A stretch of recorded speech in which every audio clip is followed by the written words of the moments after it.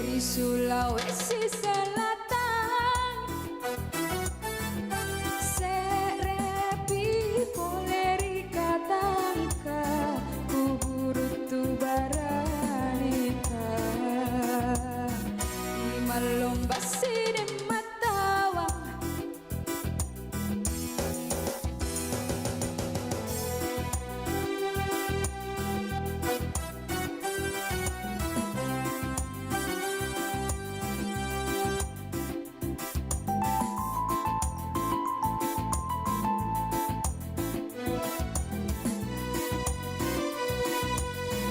Utago kalah pirenta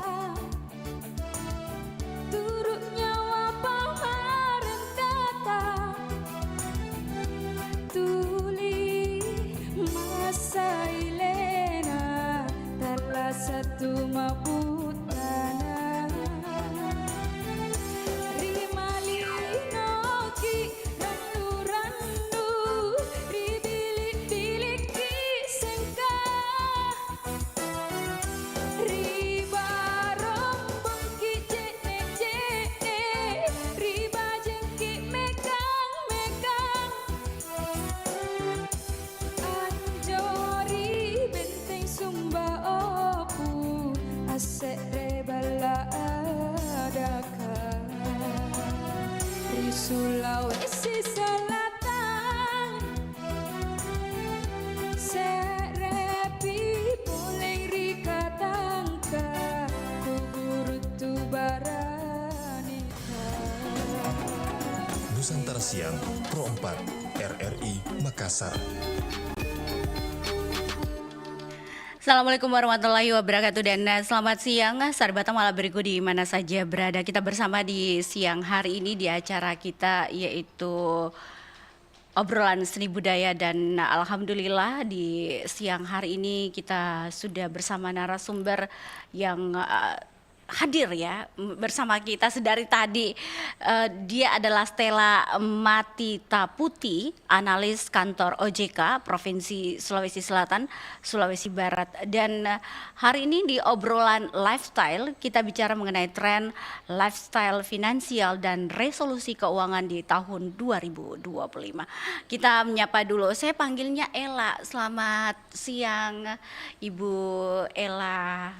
Selamat siang Bu Anti. Apa kabar siang hari ini? Alhamdulillah hari ini baik dan luar biasa tentunya. Dan harapan saya juga pendengar RRI khususnya Pro 4 di seluruh wilayah Indonesia khususnya yang ada di Makassar juga dalam keadaan yang baik adanya ya. Alhamdulillah, iya itu harapan kita semua Ibu Ella. Betul. Ya. Alhamdulillah. Ibu Ella kalau bicara mengenai tren lifestyle finansial dalam resolusi keuangan pasti adalah yang bicara kalau tentang OJK pasti ini salah satu juga yang bergerak di keuangan. Betul. Dan di awal tahun kalau bicara kita tentang awal tahun pasti anggaran itu sudah dianalisis satu-satu dari OJK. Oh ini harusnya dikerjakan di awal tahun itu. Bagaimana juga tren gaya hidup finansial yang biasa mempengaruhi keputusan keuangan kita. Biasa agak kerek biasa kalau Januari. Betul ya, kalau Januari itu masih abu-abu ya antara ada dan tiada gitu ya Kak Anti. Iya, ada pajak mobil, motor dan sebagainya, pajak rumah yang harus diselesaikan. Begitu. Betul. Jadi kerja keras juga untuk kita ya. Lifestyle-nya harus dikurangi mungkin. Betul. Akhir tahun menuju awal tahun itu selalu ada di wilayah yang abu-abu. Antara ada dan tidak ada. Bahkan hitam biasa. Oh gitu ya. Ya bagi sebagian yang tidak melakukan pengelolaan keuangan dengan baik tentu pasti menghadapi masa-masa yang rasanya kok kayak kering banget. Kapan turun hujan? Itu hujan berkatnya maksudnya. Betul Kak Anti. Oke. Apalagi banyak libur Januari, betul. Tanggal merahnya. Banyak pengeluaran akhir tahun ya. Iya, tanggal merahnya Januari juga panjang. Betul. Iya. Akhir Januari ini kurang lebih 8 sampai 10 hari bisa liburan ya plus cuti ya di kejepit-kejepit itu. Ya abu-abunya itu uangnya finansial. Oh gitu ya. Iya betul Oke. Kak Anti. Baik, Ibu Ella kalau bicara mengenai finansial kita sudah tadi di awal sudah bicara. Nah, apa saja sebenarnya tren gaya hidup yang sedang populer saat ini? Betul. Misalnya mungkin investasi saham, cryptocurrency, gaya hidup mungkin minimalis ya, Ini yang Ya, harus ya, diterapkan ya, atau ya. bagaimana, Ibu Betul, Ella? ya. Silakan. Baik, Bu Anti dan pendengar dimanapun Anda berada, berbicara tentang pengelolaan keuangan, resolusi ini kita bicara lagi tentang sebuah komitmen dan keputusan. Dan pastinya setiap orang telah melewati fase kehidupan di mana kehidupan manusia itu dekat sekali dengan yang namanya uang.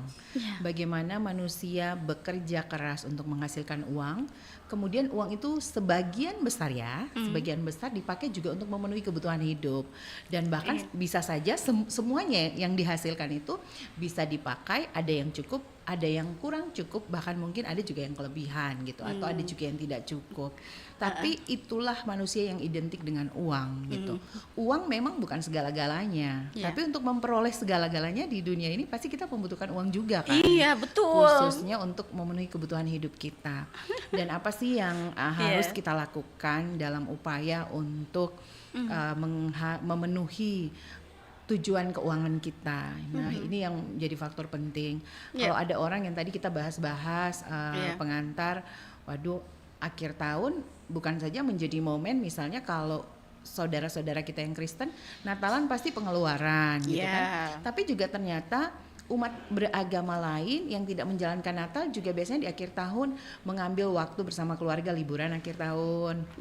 Atau ada event-event yang tertentu yang sebenarnya momen-momen yang pengen membuat tahun itu berkesan, entah bagi diri sendiri atau bagi keluarga. Dan itu membutuhkan uang dan membutuhkan sebuah perencanaan atas tujuan keuangan tersebut.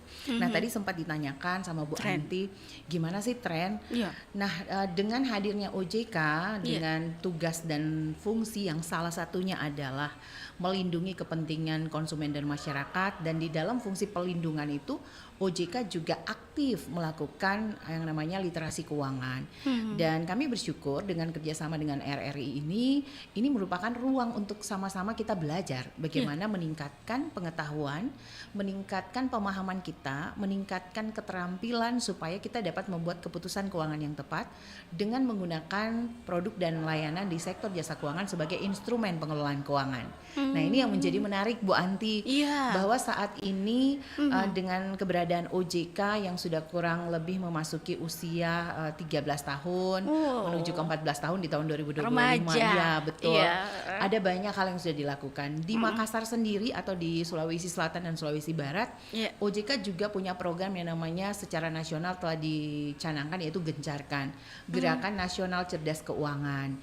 Dan ini merupakan pintu untuk mengerjakan, mendorong upaya bersama, baik tidak hanya OJK tapi juga sektor jasa keuangan yang ada di Sulselbar, kemudian juga pemerintah daerah lewat forum tim percepatan akses keuangan, kita dan semua stakeholder lainnya kita bekerja sama untuk meningkatkan literasi keuangan masyarakat di Sulawesi Selatan dan Sulawesi Barat lewat program Gencarkan tadi. Dan karena itu saya melihat tren, kalau bicara tentang tren pengelolaan keuangan atau lifestyle generasi saat ini dapat dikatakan mulai membaik, walaupun mungkin sebagian mengatakan, oh saya belum baik nih dalam pengelolaan keuangan. Kenapa saya bilang trennya tuh semakin naik? Artinya kenapa tren itu naik? Tren ini naik seiring juga dengan perkembangan ilmu pengetahuan dan teknologi, khususnya teknologi ya. Kemudian semakin beragam yang tadi Bu Anti sampaikan. Ada aset kripto walaupun dalam perkembangan ya, tahapan perkembangan saat ini, tapi ini juga sudah menjadi bagian dari tugas dan fungsi OJK melakukan pengaturan dan pengawasan. Kemudian juga ada saham, ada obligasi, ada juga tabungan emas gitu, ada juga berbagai tabungan rencana gitu kan, berbagai produk layanan keuangan yang bisa menjadi instrumen pengelolaan keuangan. Kemudian ada tren minimalis lifestyle gitu ya. Pengelolaan keuangan minimalis ini bukan kita punya rumah ya ukuran 1x1 misalnya, atau ukuran badan kita, nggak seperti itu kan Bu Anti ya. Dan pendengar bisa sekalian bergerak. betul, tapi bagaimana kita mulai mengurangi budaya konsumtif, lalu kemudian minimalis ini bagaimana kita melakukan pengelolaan keuangan dengan lifestyle atau gaya minimalis, yaitu lebih berorientasi pada pengalaman dan juga kualitas ketimbang dari kita membeli sesuatu yang sifatnya jangka pendek dan manfaatnya juga mungkin terbatas gitu kan. Iya. Ya ini yang disebut dengan tren minimalis. Jadi semakin kesini semakin berkembangnya ilmu pengetahuan dan teknologi, semakin juga nilai-nilai yang terbentuk di masyarakat, nilai-nilai sosial, ini juga memberi dampak terhadap tren pengelolaan keuangan. Jadi memang tren pengelolaan keuangan juga berkembang seiring dengan perkembangan zaman. Nah ini yang menjadi hal penting dan juga ada yang kita sebut peluang untuk melakukan perbaikan dari tahun sebelumnya. Kalau bicara resolusi keuangan 2024 kita akan beranjak ke 2025. Di beberapa pekan lalu juga saya menyampaikan bagaimana kita menerapkan strategi LOVE. Strategi LOVE ini strategi yang dimulai dengan mencintai diri kita dulu. Oh begitu. Bagaimana kita mencintai diri kita supaya kita bisa menjadi manusia yang bermanfaat. Tidak hanya bagi diri sendiri, tapi juga bagi keluarga, bagi orang lain.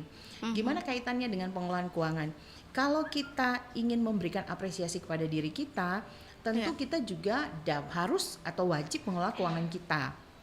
Misalnya kita mulai belajar dengan mengidentifikasikan apa sih seberapa banyak pengeluaran, pemasukan kita gitu kan. Kita mereview lagi, melakukan evaluasi terhadap semua transaksi keuangan yang kita lakukan di tahun 2024. Apakah ini sudah sesuai dengan tujuan keuangan kita? Kita evaluasi lagi, adakah tujuan-tujuan keuangan kita yang belum tercapai gitu kan. Dan di tahun 2024 yang bisa kita jadikan perencanaan untuk dicapai di tahun 2025 gitu kan. Kemudian apa sih hal-hal yang kita lakukan yang sebenarnya lebih mendorong banyak uang keluar ketimbang uang masuk gitu kan. Masih ternyata di 2024 saya masih besar pasak daripada tiang. Nah, ini kan bentuk-bentuk ketika seseorang itu melakukan evaluasi terhadap aktivitas keuangannya, berarti bentuk perhatian kepada dirinya bahwa kita mau hidup semakin hari semakin baik gitu kan. Nah, bagaimana bentuk cinta yang lain yang kita berikan kepada keluarga kita? Kita juga mau memberikan sesuatu yang terbaik bagi keluarga kita. Istri pengen banget selain suami sebagai tulang punggung, ataupun misalnya ada di antara pendengar sekalian yang memang ditakdirkan menjadi tulang punggung dan juga menjadi tulang rusuk gitu kan. Dia tidak hanya terbatas menjadi tulang punggung, tapi juga menjadi tulang rusuk, bekerja juga bagi kepentingan keluarga. Itu anugerah sebenarnya yang harus disyukuri gitu, bahwa ketika kita jadi tulang rusuk, kita juga jadi tulang punggung dalam keluarga, kita pasti tentu ingin memberikan yang terbaik bagi keluarga kita. Pasti. Dan karena itu bentuk cinta yang kita berikan kepada keluarga kita dengan merencanakan keuangan. Sudah tidak ada kata lain atau tidak ada cara lain supaya kita memiliki kualitas hidup yang lebih baik dalam keluarga dengan yuk kita rencanakan keuangan, kita buat resolusi di tahun 2025. Yang tadi udah banyak sekali instrumennya yang disampaikan oleh Bu Anti. Betul. Kalau dari OJK itu Bu Anti, kita nggak boleh mengarahkan orang, kamu pilih investasi ini yang bagus, itu nggak boleh. Karena lembaga OJK itu kan lembaga pengawas pengatur yang harus independen dan netral. Jadi semua ini dapat menjadi instrumen yang dipilih oleh masyarakat untuk melakukan perencanaan dan pengelolaan keuangan. Yang mana menurut mereka itu bagus betul sekali. Betul Bu Ella. Nah, Bu Ella, bagaimana tren itu mempengaruhi perilaku konsumen dalam mengelola keuangan? Biasanya itu yang tadi kita bilang, besar pasak daripada tiang. Lebih banyak lifestyle, beli baju dan lain sebagainya, tapi emasnya belum ada begitu. Nah, betul. Silakan Ibu Ella. Jadi memang sektor jasa keuangan di Indonesia ini punya begitu banyak produk yang beragam dan ini lahir dari kebijakan OJK. Supaya apa Bu Anti? Supaya produk keuangan itu tidak hanya menjadi bagian dari golongan tertentu saja. Kalau dulu Bu Anti di zaman kita mau membuka rekening tabungan di bank, ini salah satu contoh yang paling sederhana yang bisa juga dipilih oleh masyarakat menjadi instrumen pengelolaan keuangan dalam keluarga. Dulu kalau kita buka tabungan di bank, pasti saldonya harus minimal 500.000 ya. Zaman kita gitu ya. Masih SD, SMP 250. Betul. Dan itu akhirnya dapat disimpulkan bahwa produk keuangan itu hanya menjadi milik kelompok masyarakat tertentu. Betul. Iya kan Bu Anti? Bukan yang rendah middle ke bawah ya. anak tukang kayu mau buka rekening di bank, ya kan? Iya. Berapa lama bapaknya mengumpul di celengan atau di rumah uangnya baru dibawa ke bank, gitu. Itu, Mi. Dengan hadirnya OJK ada kebijakan untuk mendorong akses keuangan yang seadil-adilnya dan seluas-luasnya bagi seluruh masyarakat Indonesia. Lahirnya produk di sektor jasa keuangan di perbankan namanya simpanan pelajar. Nah, iya. membuka rekening Bu Anti ini contoh Iya. cuman butuh Rp5.000. Rekening itu sudah langsung atas nama anak kita misalnya. Iya. Jadi anak usia 0 sampai dengan 16 tahun. Iya. Langsung nama anak itu kalau namanya Anti langsung tabungannya Anti. Jadi nggak lagi misalnya saya Ella Kiki siapa gitu iya. atau anak Kiki udah nggak ada lagi. Oh, Nama anak tersebut langsung. anak. Walaupun betul. tidak punya KTP, Yes, Bu Ella. betul Oke. Bu Anti. Nah, dengan data orang tuanya atau kartu pelajar, kartu siswa atau kartu identitas anak yang sekarang lagi tren iya, udah betul. bisa punya rekening. 5.000 ini langsung jadi saldo di tabungannya. Walaupun kebayang nggak Bu Anti? Iya. 5.000 itu buku tabungan yang dikasih oleh bank saja kalau dicetak buku tabungan yang bagus itu harganya mungkin melebihi Rp5.000. Oh, Gitu iya, kosnya betul. kan? Iya. Tapi ini sebuah proses revolusi mental yang harus kita dorong di negara ini, khususnya juga di Provinsi Sulawesi Selatan dan Sulawesi Barat. Bahwa budaya gemar menabung ini harus menjadi lifestyle-nya anak-anak Indonesia gitu. Nah, saya Iya, juga iya. belajar mendorong itu di lingkungan keluarga bahwa ini yang saya bilang, Iya. produk keuangan yang bisa dijadikan instrumen pengelolaan keuangan. Bagaimana kita menjadi pemula ya, kalau misalnya di 2024 banyak salahnya, ayo kita berubah. Banyak borosnya maksudnya. Betul, kita coba mengatur pengelolaan keuangan. Gimana memulainya gitu ya Bu Anti ya. Itu salah satu contoh instrumen produk keuangan yang dapat dipakai bagi kita untuk melakukan pengelolaan keuangan anak. Anak itu kemudian menabung berikutnya cukup Rp1.000 Bu Anti. Dia udah bisa ke bank, datang antri dengan orang yang mau nabung 1 juta, 2 juta gitu kan.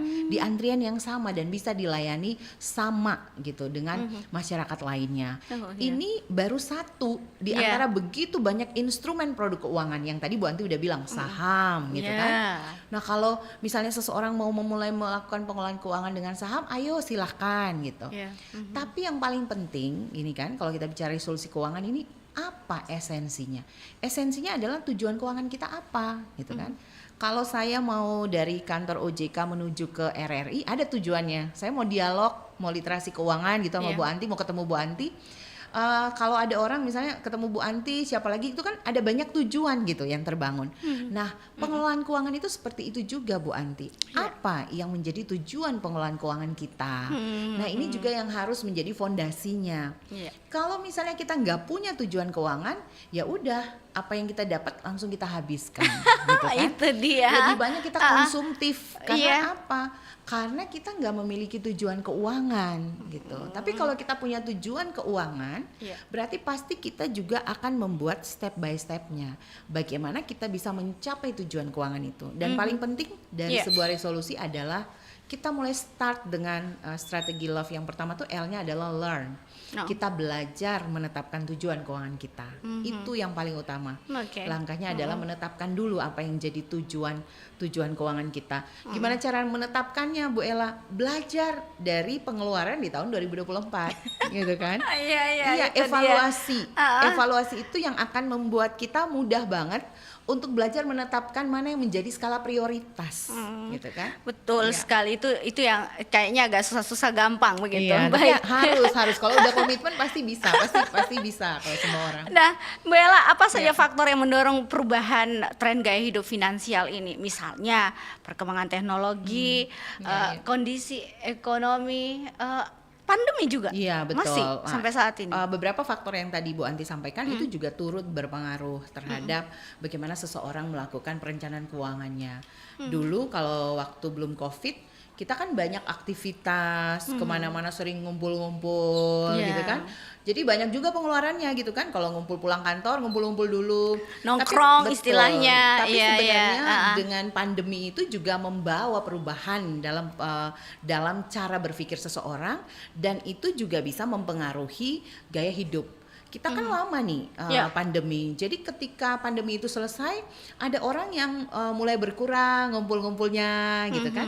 Teknologi pada saat pandemi itu kan lebih cepat. Misalnya kita diprediksikan akan memasuki masa 4.0-nya di kapan, tapi kemudian COVID itu mempercepat. Jadi pandemi itu ternyata membawa dampak negatif tapi juga positif gitu. Setiap hal yang terjadi dalam hidup kita tuh selalu punya dampak positif dan juga negatif.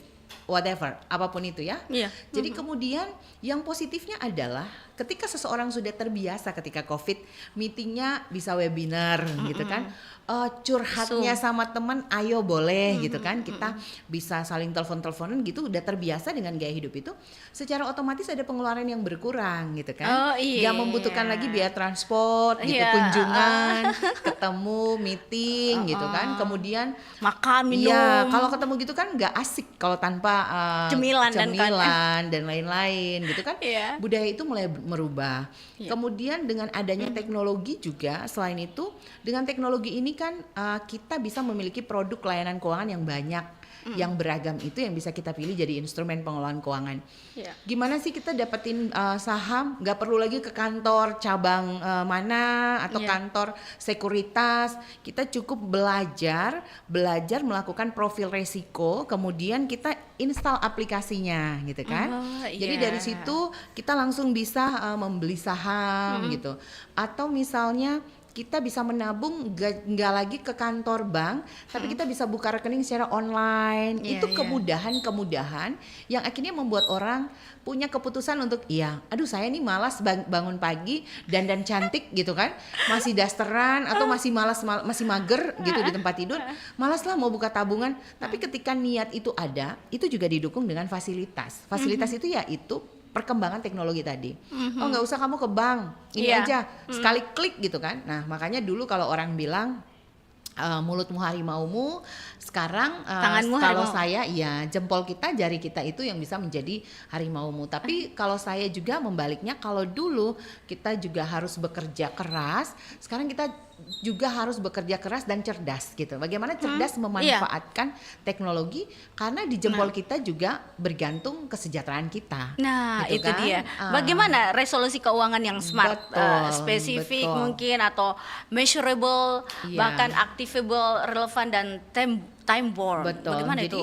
kalau Mbak kita Ella? bicara smart ini kan smart identik dengan kecerdasan, bagaimana kita memiliki kemampuan ya. Tapi di sini kan kita bicara smart dari sisi yang spesifik, kemudian bagaimana measurable, bagaimana dia terukur. Nah tadi saya bilang kita mulai dengan learn, menerapkan strategi love. Kalau kita udah saya mencintai diri saya mau diri saya lebih baik. Saya mencintai keluarga saya mau keluarga saya lebih baik. Saya mencintai orang-orang yang lain, saya mau hidup saya bermanfaat. Yuk kita mulai dengan mengelola keuangan dengan strategi ini. Jadi yang pertama adalah learn, kita harus belajar. Belajar menetapkan tujuan keuangan, kemudian kita belajar untuk profil resiko. Nah ini juga masuk di tahapan yang smart tadi. Profil resiko ini kita sendiri yang dapat melihat produk layanan keuangan ini mana yang paling tepat untuk saya. Gitu kan, jangan misalnya jadi tren juga. Teman saya beli saham, saya juga harus dong, gitu kan. Saya juga harus dong. Teman saya tuh punya investasi kripto loh, saya juga harus gitu. Enggak gitu. Kalau kita bicara smart berarti bagaimana kita bisa memprofil diri kita. Risiko apa sih saya orangnya tuh yang kalau misalnya sekali merugi saya bisa gantung diri, contoh misalnya itu kan ekstrimnya kayak gitu. Atau saya nggak mau investasi yang mendadak yang berisiko tinggi misalnya. Saham ini kan berisiko tinggi, high risk high return. Kalau misalnya mau hasilnya besar berarti resikonya juga besar kan. Saya nih kayaknya mainnya yang stabil-stabil aja, ya udah yuk kamu berarti tipe orang yang tabungan rencana aja gitu yang paling stabil. Atau obligasi aja deh, obligasi daerah misalnya yang stabil.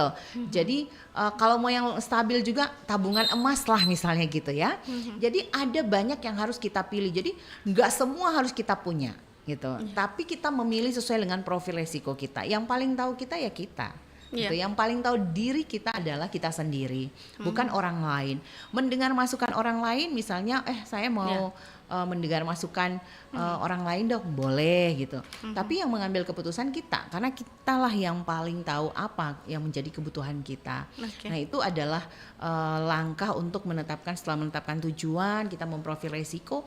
Paling penting banget untuk kita tahu apa itu kebutuhan daripada keinginan, gitu kan? Yang paling utama itu ya, Bu Anti. Ini kebutuhan saya, investasi ini kebutuhan saya, karena saya mau punya tujuan keuangan 2 tahun lagi saya pengen punya ini, atau di 3 tahun lagi saya pengen beli ini untuk anak saya. Oh 4 tahun lagi anak saya akan pindah sekolah dari SD ke SMP atau akan masuk perguruan tinggi dan saya membutuhkan perencanaan keuangan. Saya butuh. Jadi kita bisa melihat mana sih sebenarnya yang harus kita prioritaskan. Jadi ini harus Kebutuhan tertata kita. ya, Iya, Ibu betul sekali. Ella. Oke, kita akan kembali sesaat lagi. Kita dengarkan dulu yang berikut ini. Iya. Lagi ngotak-ngatik aplikasi apa sih di handphone? Kok sibuk banget dari tadi? Ya elah, Petaka judi online. Perjudian online mulai marak di Indonesia sejak pandemi COVID-19. Melalui judi online, uang bisa didapatkan tanpa membutuhkan modal yang banyak. Masyarakat yang terkurung dengan pemberlakuan PSBB atau pembatasan sosial berskala besar akhirnya merasa jenuh dan bosan. Permainan yang menggunakan akses internet dan media elektronik sebagai perantara ini tidak hanya ramai dimainkan oleh masyarakat, tapi juga dari kalangan mahasiswa. Dikutip dari RRI Bandung, seorang mahasiswa psikologi Universitas Islam Bandung mengatakan bahwa beberapa temannya sempat mencoba bermain judi online. Bahkan salah satunya kecanduan hingga menggadaikan laptopnya untuk membayar depo. Judi online yang sangat merugikan ini perlu menjadi perhatian pemerintah agar segera dibasmi. Kompas.com baru-baru ini mengabarkan bahwa seorang pria yang berprofesi sebagai ojek online di Semarang ditemukan gantung diri di rumahnya akibat judi online. Menurut keterangan sang istri, sebelumnya suaminya sudah 3 kali melakukan percobaan bunuh diri yang berhasil digagalkan. Sebelum berhasil bunuh diri, korban juga bahkan menggadaikan sertifikat rumah untuk judi online. Pemerintah harus memberikan edukasi mengenai bahaya judi online.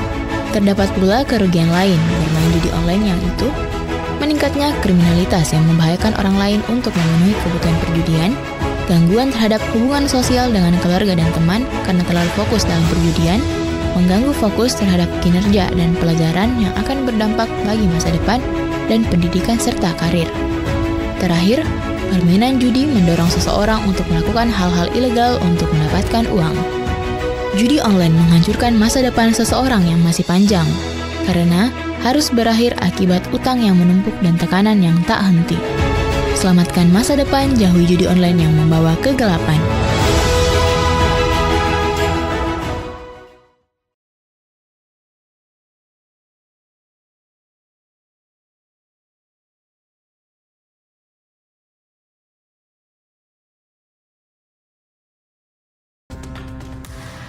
Ya, kita masih bersama dengan Ibu Ella dan siang hari ini tentunya beliau adalah analis kantor OJK Provinsi Sulawesi Selatan dan Sulawesi Barat. Nah, ke masalah terbesar, apa sebenarnya masalah terbesar yang dihadapi Ibu Ella ini masyarakat kita dalam mengelola keuangan? Baik, mungkin masalah yang terbesar yang pertama itu adalah persoalannya bahwa kadangkala kita belum bisa menentukan tujuan keuangan kita. Kita masih merasa keinginan itu adalah kebutuhan. Betul sekali. Ini masih sulit masyarakat membedakan mana itu kebutuhan dan mana itu keinginan. Padahal simple banget Bu Anti dan pendengar sekalian bahwa kebutuhan itu kita bisa mengidentifikasi. Pertama, kebutuhan itu sifatnya tidak tergesa-gesa atau datangnya tiba-tiba. Nggak mungkin misalnya kita nggak makan 7 hari terus hari ke-8-nya tiba-tiba pengen makan, itu bukan ya. Itu bukan. Nah, kalau setiap hari kebutuhan manusia itu sandang pangan papan itu butuh. Jadi itulah kebutuhan, contoh kayak gitu. Kemudian misalnya kebutuhan itu tidak datang tiba-tiba, tidak bersifat mendesak. Kemudian kebutuhan itu kalau ditunda bisa berdampak fatal gitu kan. Kalau kita butuh makan dan gak dikasih makan tuh lama-lama mati kan. Meninggal. Betul. Ya meninggal ya, sorry.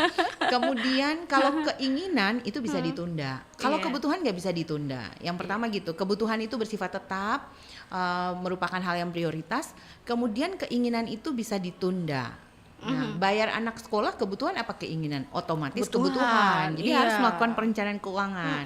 Jadi kalau ada orang tua yang tiba-tiba mengabaikan anaknya, uang SPP anaknya atau apapun itu, berarti memang dari awal mereka tidak melakukan tujuan keuangan. Iya. Karena kalau kita melakukan tujuan keuangan, kita sudah tahu Iya. bahwa setiap bulan katakanlah apa aja yang menjadi pengeluaran kita untuk hal-hal yang bersifat kebutuhan. Iya, Gitu ya Bu Anti ya. betul, iya. Jadi kalau tantangannya yang pertama saya lihat itu dulu bahwa masyarakat termasuk saya masih belajar sampai hari ini untuk terus memprioritaskan kebutuhan bukan keinginan Tapi gitu ya. oh iya.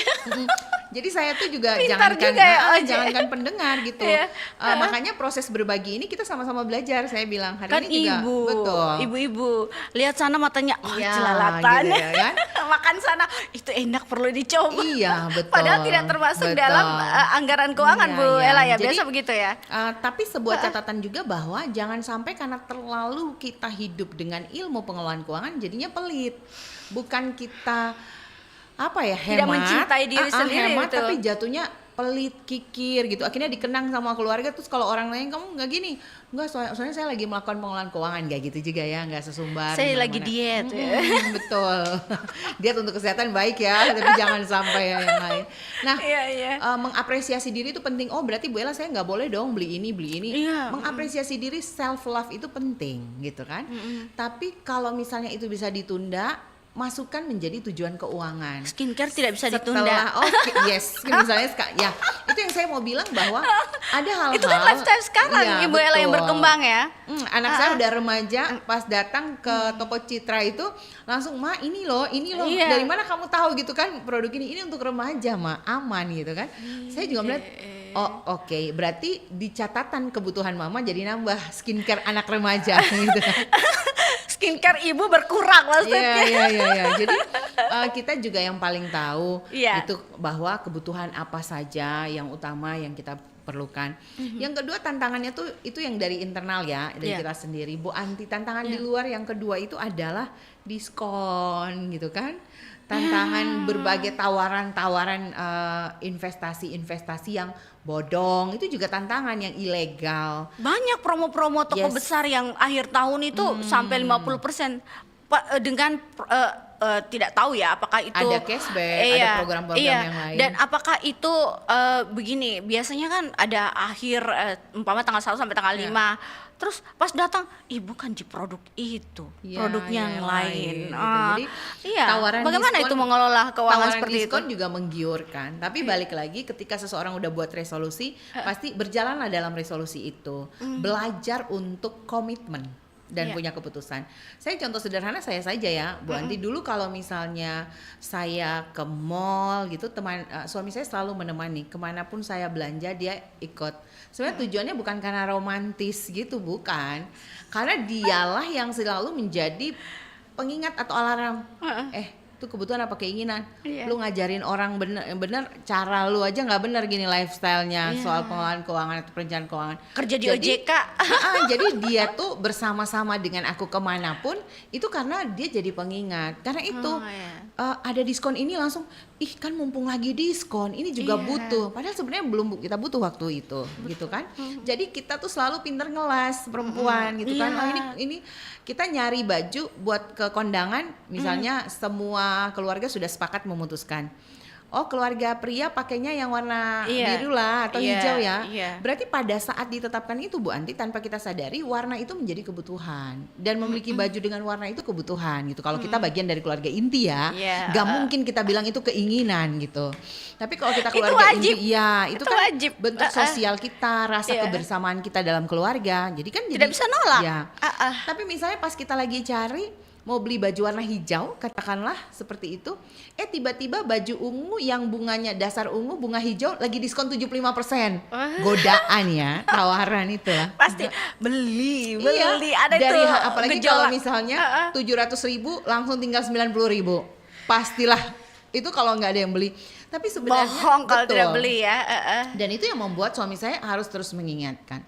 Sekarang saya bersyukur bahwa setiap kali kita masuk mall, suami saya bilang, oke saya nunggu di sini ya. Karena dia sudah tahu, bahkan saya bisa belanjanya lebih cepat dari waktu dia nunggu. Oh begitu. Berarti itu menjadi sebuah alat ukur bahwa oke, istri saya sudah lebih baik dalam pengelolaan keuangan gitu kan.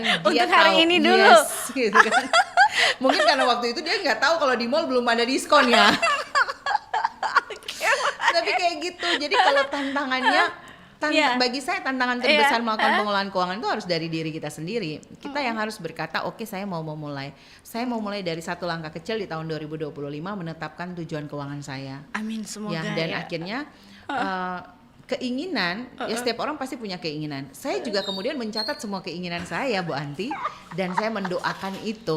Jika itu keinginan yang merupakan bagian dari saya pengen merasakannya sebagai manusia beriman bertakwa kepada Allah Subhanahu wa taala, Tuhan yang Maha Kuasa, semua orang pasti akan punya keinginan. Dan jika keinginan itu kita pandang baik, karena itu juga membawa manfaat. Misalnya, aduh saya kasihan anak saya kok pergi sekolahnya musim hujan. Ya Allah, berikanlah kami berkat, mungkin kami bisa beli mobil. Kadang kan keinginan itu bisa juga menjadi kebutuhan atau karena dasarnya anak saya sekolah. Dan setelah saya hitung pengeluaran kalau dia naik transportasi online tiap hari, dengan saya menyimpan uang itu bisa menjadi sebuah angsuran untuk kendaraan, misalnya mobil yang kecil dengan harga yang sesuai dengan kebutuhan kita dan kita punya kemampuan untuk itu. Nah, itu juga keinginan yang bisa kita tetapkan sebagai tujuan keuangan. Jadi tidak semua keinginan itu tidak baik, Bu Anti. Iya, betul. Nanti dibilang kayak lagi seke. Iya. Betul. Seke ya bahasa Makassar ya. Iya. Nah, Mbak Ella, bagaimana kita mengelola keuangan bagi pemula dan tips mengelola keuangan untuk generasi muda? Ini bagaimana cara mengatasi kebiasaan boros itu yang tadi saya bilang? Iya, hidup hemat tapi tidak pelit gitu kan, yang Tidak sebenarnya yang Bu seke. Anti ya, Iya, betul ya, tidak seke ya kata orang Makassar iya, ya. seke, Betul. iya. Ya, bagi pemula yang pertama saya ingin sampaikan bahwa kita tentukan dulu tujuan keuangan kita gitu. Jadi sebagai pemula, kalau pemula di sini saya misalnya bilangnya mahasiswa, yang pertama adalah kita dapat secara jujur, kita pasti tahu bahwa kalau misalnya kita masih kuliah atau kita masih pelajar SMA ya, kalau ada anak-anak SMA yang mendengar siaran ini, atau misalnya masih SMP atau ada orang tua yang punya anak, boleh diajarin ke anaknya bahwa sesungguhnya anak-anak kita itu tanpa kita sadari juga sudah punya pendapatan. Dari mana pendapatannya, Bu Ella? Kalau setiap hari dia dikasih uang jajan, bahkan orang tua kan tidak selalu memberikan uang jajan itu pas-pasan. Kalaupun pas-pasan, anak itu juga bisa menentukan mana yang dia butuhkan.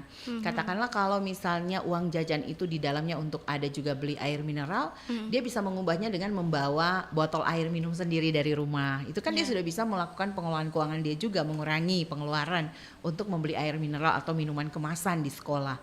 Nah, dengan begitu setiap uang jajan yang dikasih dari orang tua itu adalah bentuk pendapatan anak tanpa kita sadari. Nah, setelah itu kalau ada hari-hari besar gitu kan, selalu dikasih THR, angpau, ini mau tahun baru Cina nih, itu juga sebenarnya adalah pendapatan anak gitu, pendapatan pemula. Kalau ulang tahun dikasih hadiah dari tante, om atau orang tua dalam bentuk uang, itu juga sebenarnya semua itu adalah pendapatan yang mungkin saja belum disadari oleh generasi ini. Nah, setelah itu, setelah kita tahu bahwa uang saya segini, mulailah dengan membuat tujuan keuangan. Tujuan keuangan yang paling sederhana bagi pemula adalah mulai dulu dengan belajar menabung, gitu kan? Anak SD atau anak PAUD dibimbing sama orang tuanya. Seperti saya membimbing anak saya yang usia 5 tahun. Jadi ketika dia liburan, saya mengantar dia. Nah, saya juga tidak mau menjadi agen investasi bodong ya. Kalau abis Natalan kan dia punya THR gitu dari saudaranya. Saya tuh minta anak-anak saya tuh dikumpulin isi di dalam amplop atau dompet mereka atau apapun mereka simpan, Bu Anti. Dan setelah itu nanti kan kalau liburan Natal kan banknya ada yang sudah mulai buka, tapi kan sudah anak-anak masih pada liburan sekolah ya. Mereka tuh aku ajarin datang ke bank, buka tabungan. Jadi dia karena sudah bisa tulis namanya, nanti dia tanda tangan terus dia ke teller. Jadi dia merasakan sense-nya. Gimana belajar gemar menabung dan punya tabungan simpanan pelajar yang nilainya misalnya langsung terisi 500, sejuta, 2 juta gitu kan. Bangga itu pasti biasa. Itu yang saya lihat, ini yang saya bagikan adalah apa yang saya alami dalam keluarga saya. Dan anak-anak saya senang, happy banget. 50 rupiah koin yang jatuh pun akan dia simpan karena dia tahu uang itu bisa dipakai menabung di bank dan perlahan celengan kita itu tergantikan. Jadi anak sudah tidak lagi senang menabung di celengan, tapi celengannya dia minta beli yang pakai kunci, yang akhirnya bisa dibuka pada waktu tertentu nanti diantar. Atau dia pas pulang sekolah dia mampirlah ke bank, sudah memiliki keberanian untuk ke lembaga keuangan. Mohon maaf Bu Gitu. Ella, kalau bicara tentang koin, apakah juga bisa ditukarkan di bank? Ya, paling tidak bisa ditabungkan. Oh, ditabung Ya, bisa, jadi bisa. bisa. Kan itu uang yang memang beredar di Republik ini gitu, dan oleh Bank Indonesia nggak kita bisa bilang bahwa saya nggak mau uang koin. Kalau di Iya. daerah saya dulu di Maluku ada yang nggak mau terima uang koin, atau misalnya pembelanjaan kita kembaliannya Rp50 terus diganti sama permen, itu kan nggak boleh. Alat tukar. Tapi kan banyak seperti itu. Nah itu kalau sama Bank Indonesia ini udah beda ya tugas dan fungsi, tapi sama Bank Indonesia itu nggak boleh, dan itu ada undang-undangnya. Alat tukar yang sah itu bukan permen, uang gitu kan, dan harus ada uang kembali. Karena itulah uang koin diciptakan untuk nilai yang bisa dikembalikan gitu ya. Jadi anak-anak saya itu ketemu koin tuh happy karena dia tahu itu bisa menabung. Nah untuk pemula nih belajar ini dulu. Belajar berkomitmen, terbiasa dengan budaya gemar menabung. Itu bagi PAUD, SD, SMP. Nah kalau misalnya udah mahasiswa gimana? Kamu belajar dulu mulai mungkin lihat reksadana gitu kan. Produk investasi yang lain, saham. Dari mana nanti Bu Ella belajar? Sekarang bisa belajar dari mana saja kan? Bisa datangi kantornya di Bursa Efek, atau bisa datangi kantor bank terdekat, ada produk namanya Si Muda Rumahku gitu. Akhirnya bisa simpan, tiba-tiba selesai kuliah punya rumah gitu kan, yang sudah di KPR sebelumnya gitu. Nah sebenarnya ada banyak produk, atau belajar tabungan emas dan lain-lain. Intinya adalah setelah membuat tujuan keuangan, lihat profil resiko yang tadi di awal saya udah sampaikan. Oh saya nih kayaknya orangnya tipikalnya kalau ini oke nih. Kemudian kita yang paling tahu kemampuan kita, dan kita mulai komitmen untuk menyisihkan. Bukan dari sisa ya kita tabung, tapi dari yang disisihkan. Kita komitmen setiap bulan berapa yang bisa kita angkat untuk mencapai tujuan keuangan yang sudah kita tetapkan. Nah itu mungkin hal yang paling sederhana dulu. Jadi mulailah dengan yang sedikit. Jangan langsung mulai besar gitu kalau mau investasi. Kemudian kelola utang ya saya rasa kalau misalnya anak-anak kecil, pelajar ya belum ada Cuman bagi utang. kita yang masyarakat secara umum, kita juga harus belajar bijak berhutang gitu. Hutang yang kita buat itu bukan untuk hutang yang konsumtif, sekedar gaya-gayaan gitu. Oh saya punya iPhone kayaknya udah jadul nih, kayak punya saya kan jadul. Saya mau ini dong pinjaman pintar gitu kan. Saya mau akses keuangan ini untuk beli handphone dong, biar ganti, biar lebih tren, biar lebih diterima di komunitas. Nah itu yang harus kita hindari, karena itu bukan utang yang produktif. Tapi kalau misalnya penjual pisang goreng tiba-tiba dia saya pengen banget kredit pembiayaan motor karena saya mau jualan keliling biar lebih mudah, itu produktif.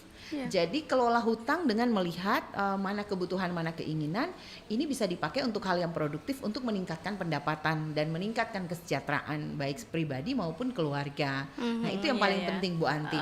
Kalau strategi untuk memulai, tetapkan tujuan, kenali apa kemampuan atau profil resiko kita, dan mulailah dengan berkomitmen untuk menabung. Itu dulu.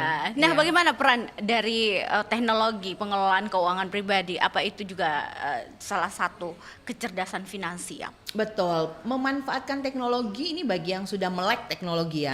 Harus kepada yang melek teknologi. Kalau misalnya belum melek teknologi, jangan coba-coba. Belajar boleh, tapi teknologi itu penting karena yang tadi instrumennya tuh ada dan tersedia secara online dan berbasis aplikasi, dan itu memudahkan. Termasuk sekarang sudah ada kalkulator finansial yang berbasis juga aplikasi. Jadi Bu Anti bisa masukin pendapatan, pengeluaran, langsung hasilnya bisa ada yang keluar sudah tersedia. Oh ternyata bisa menabung sejumlah ini setiap bulan. Itu ada namanya kalkulator finansial dan tersedia juga aplikasi. Bahkan ada aplikasi-aplikasi pengelolaan keuangan.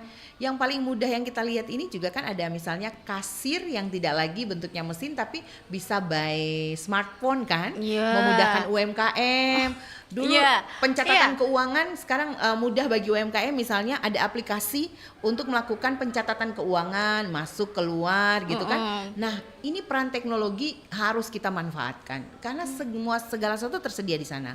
Pelajari, sikapi benar-benar ini sesuai dengan saya, sesuai dengan karakteristik saudara sekalian, baru mulai menggunakan. Karena memang teknologi itu sangat mendukung. Bagaimana orang mengenal makanan enak di Makassar dari teknologi, Iya, gitu kan? betul. Jadi sama, bagaimana mengenal produk keuangan yang pas, belajar dari teknologi. Bisa bertanya, oh sekarang kan banyak ya. Kalau dulu kita cuman Google, sekarang Iya. sudah ada GPT gitu kan, Iya. sudah ada lagi Iya. AI. Jadi wah banyak sekali yang sudah tersedia.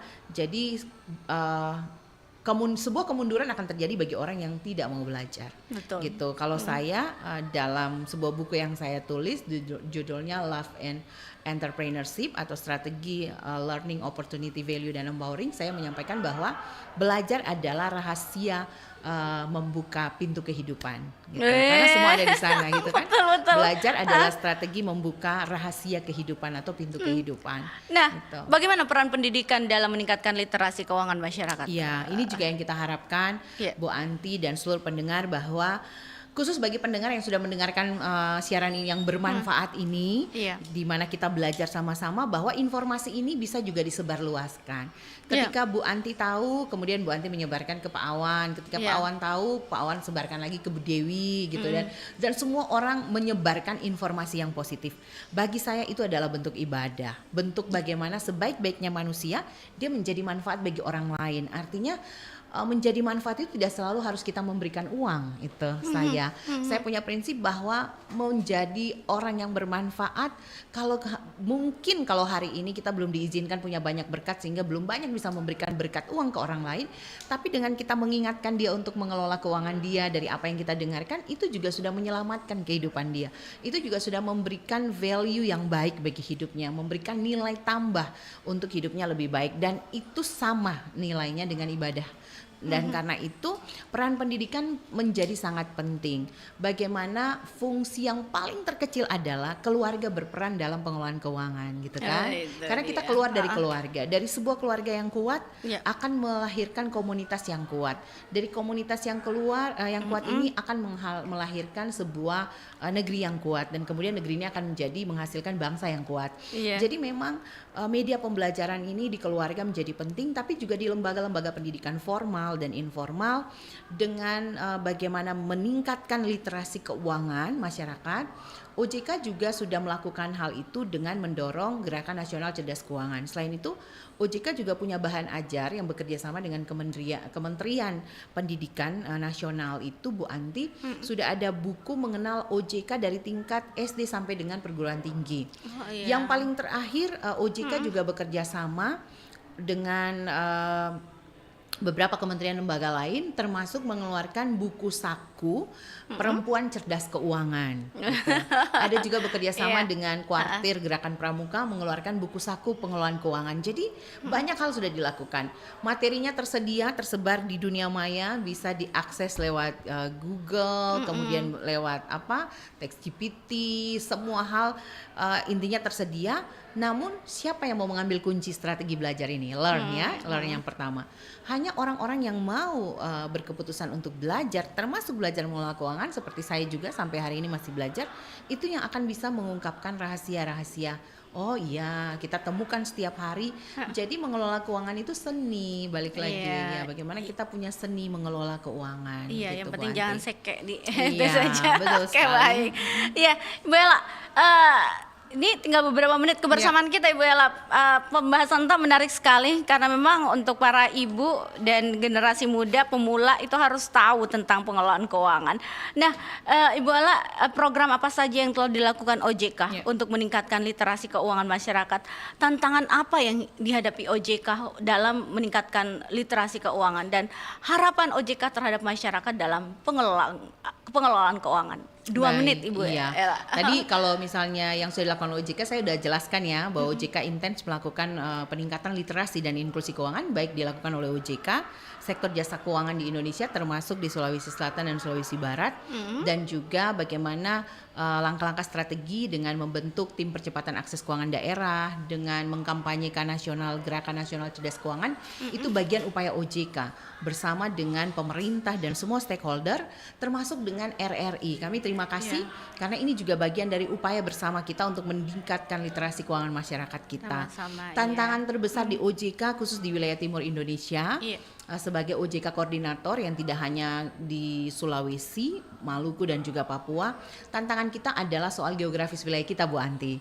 Bagaimana kondisi wilayah kepulauan dengan rentan kendali yang begitu luar biasa. Di Makassar, di Sulawesi Selatan kita bisa rasakan, di Sulawesi Barat juga ada, di wilayah-wilayah lainnya, bahwa yang menjadi challenge itu adalah soal akses geografis. Belum lagi misalnya kalau keterbatasan SDM dan juga keterbatasan anggaran.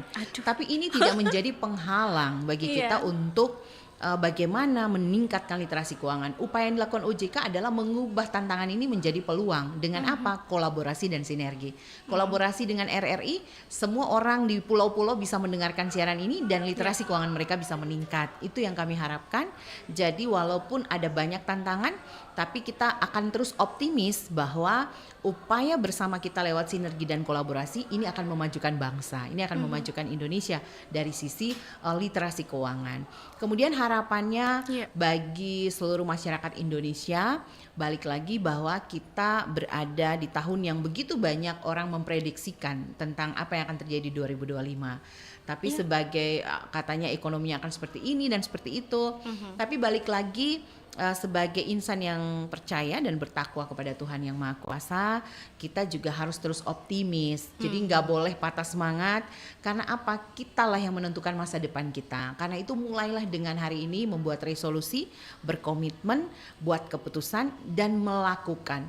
Karena kalau cuman sekedar di bibir, sekedar di kertas kita tulis atau di aplikasi di handphone disimpan, itu nggak akan mengubah. Tapi orang-orang yang mau melangkah, yang mau melakukan tindakan, melakukan aksi nyata, inilah yang kemudian akan mencapai sebuah tujuan keuangan. Karena itu jangan hanya menuliskan apa yang menjadi resolusi, tapi bagaimana mewujudkannya dengan kerja keras, kerja cerdas, dan tentunya tetap punya optimisme, tetap punya pengharapan bahwa Yang Maha Kuasa pasti memberkati segala usaha-usaha kita. Iya, Demikian, tahu Bu betul. Anti. Terima kasih narasumber kami di siang hari ini ada Ibu Stella Matita Putih, analis kantor OJK Provinsi Sulawesi Selatan dan Sulawesi Barat, dan obrolan lifestyle kita siang hari ini, tren lifestyle finansial dan resolusi keuangan di tahun 2025. Mudah-mudahan ada manfaatnya. Terima kasih banyak kasih, Ibu Bu Ella, Anti, sukses untuk dan juga pendengar di aktivitasnya. rumah. Iya, Selamat terima kasih. siang. Selamat Assalamualaikum. siang. Waalaikumsalam.